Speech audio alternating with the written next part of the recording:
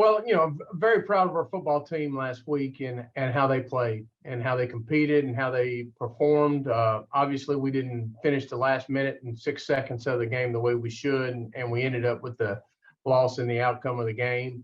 Um, and that's on us. We got to play 60 minutes of football. We understand that, but it still doesn't diminish how hard they played, the improvements that they made against probably what would be, if they were still in FCS, one of the top 5 teams in the nation here at Roy Kidd Stadium. We had a nice crowd. I appreciate everybody that came out and supported all our students, all our fans. Was really pleased with the energy in the stadium, especially when we went down and scored there at the end, and then throughout their drive on the last drive. That being said, we've got to continue to improve this week, get ready for a really good North Alabama team whose record doesn't indicate what they are. They've got a freshman quarterback that's really learning each week, you see, and playing really well, got a really good skill set. Their tailback has an electric speed, and we're going to have to do a great job of gang tackling him. And defensively, they are a sound unit that plays extremely hard. So looking forward to homecoming this week and all that is involved in that.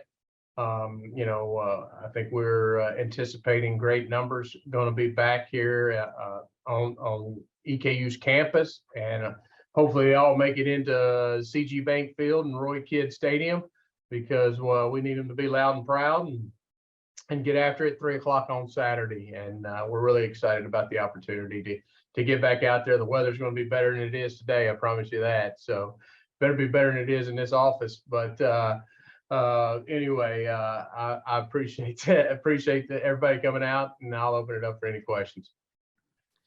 Coach, kind of a slow start offensively, but your defense seemed like they played well the whole game.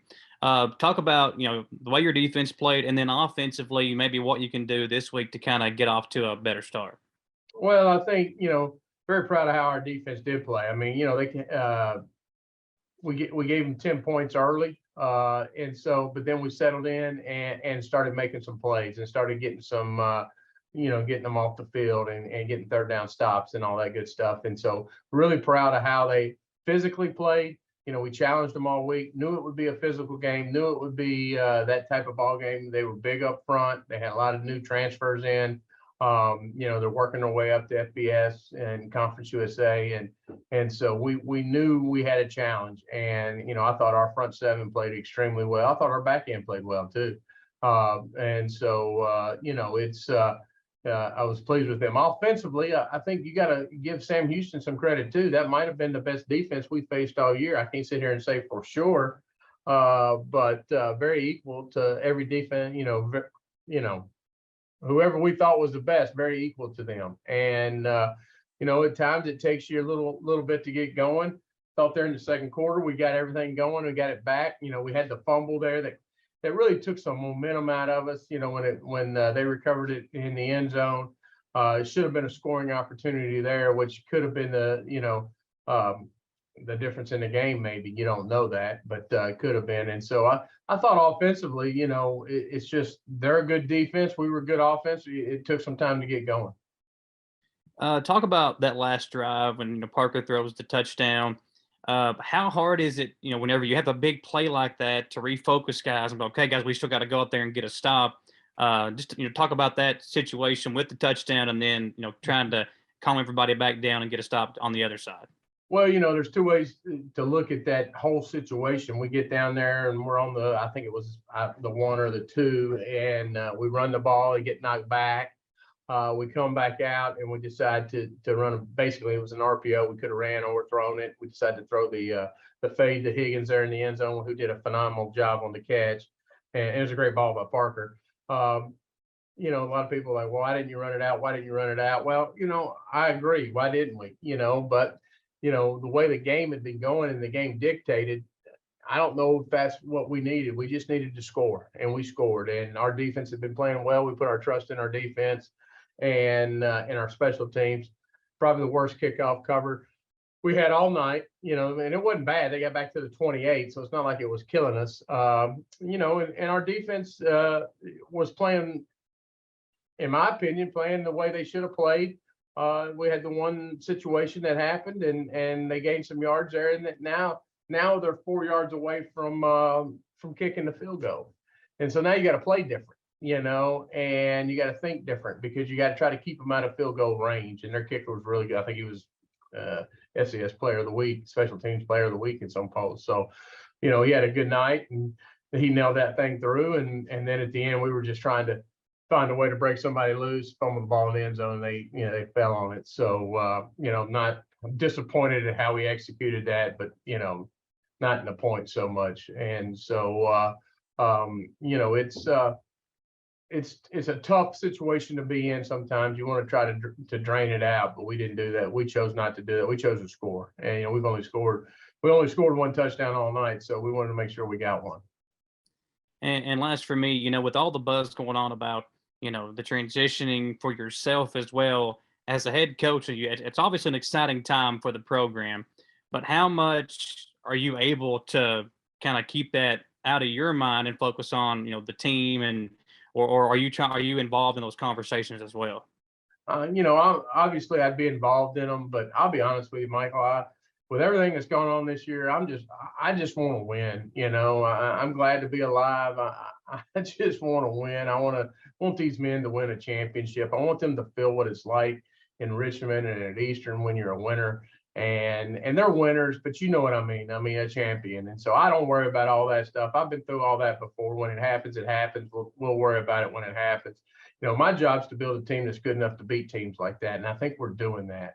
And I think, obviously we beat Bowling Green earlier in the year. We played Eastern Michigan tight, and then we played this transition team who won a national championship 2 years ago, very tight. So I think we're going in the right direction as far as our football team and our football players. What we got to do is start building towards that championship season this year. We starts with UNA. We're focused solely on them, because each week is a new week, and we've got to make sure we take it that way. And I'm proud of these young men. I love the guys we got on this team. I love this team. I really do. I know some people that you love. Well, I mean, I didn't love them in the second half of Austin Peay, and they didn't love me probably. But other than that, I really do. And I'm just happy to be here coaching and happy to be alive, to be quite frank. And we're happy you're here too. Thank you. I mean, I honestly, do you have to win out? Just looking big picture, do you have to win out to make a playoffs? Is it that enough? Well, I mean, I still think we've got an opportunity. I think we're putting in that situation. I think, each week is important. Each FCS game is important. We still got one more, what the playoff committee considers a Division I game, which will be our fourth in Jacksonville State. And so, I think those are things that we've got to continue to consider. I know the conference puts out these rankings and all that. None of that matters, because it's a bunch of crap, because they had, until you get to the end of the season, how can you decide who's going where, when, where, and how? And we have, we need to win this week. Yes, we need to win this week. And then next week we need to win that week. But Keith, that's no different than any other time. I understand what your question is. I can't answer it totally true right now. But it's just, it's one that, I think, our kids know the urgency that's been put upon them. Did you have to use that massage chair a little extra after the game the other night? I used it. I'm trying to get you in trouble. I got scolded when I got home. Trust me. Actually, when I got back in here in my office, it's always fun to come out of all your stuff you got to do after the game. You walk in the office and your wife is screaming at you, or not screaming at you, but she gives you that look that, after almost 25 years, like, all right, yeah, I screwed up. In her mind, I did. In my mind, I did. I just wanted to know, in all three of you guys' losses, your team has still battled. How pleased are you with, the way that your team has still just continued to fight through everything? I think as you look at each loss, the Eastern Michigan loss, obviously I wasn't there, but, as I watched the film, those guys battled to the end, fought. That's why I love this team. They fight their tails off. They're playing championship style football. We have to win games. They have to understand they have to make the plays to win the game. And, it's hard to say that they don't understand that because, our defense played so well in the second half.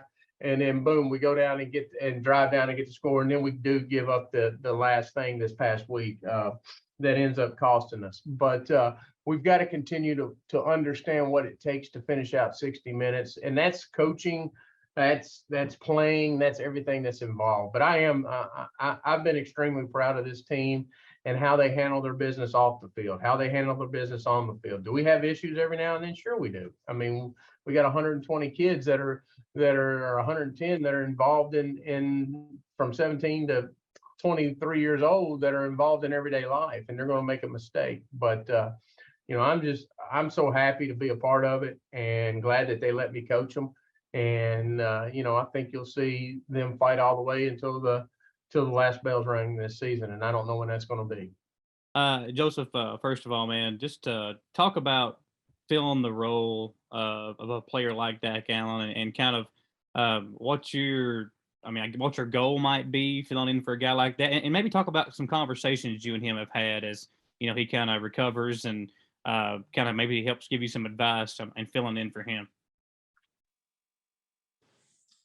Dak's a great player, and it's a tough loss for us. And, having him out there with me is always great, but I'm also fully capable in my game. And I just think I got to continue to be myself. And, the conversations we have is really just, trying to keep his head up. It's a tough time. It's hard to really see that picture right now, but he's got a great future and he just got to keep his head down and work. And I know that at the end of the day, he'll be successful after all this. Stepping into this opportunity, what are your expectations for yourself and for the team? Like I said earlier, I think we got to win each game from here on out. And, my goals coming in, obviously, is to be on the field as much as I can. And I hate this helps that. But at the end of the day, this is why I came here. And I just got to step up and continue to play the game. Seemed like you and Parker had a pretty good connection, a couple of catches over the weekend. Talk about your relationship with him and maybe what you guys are doing to kind of even help that as you go further through this season. It starts with practice.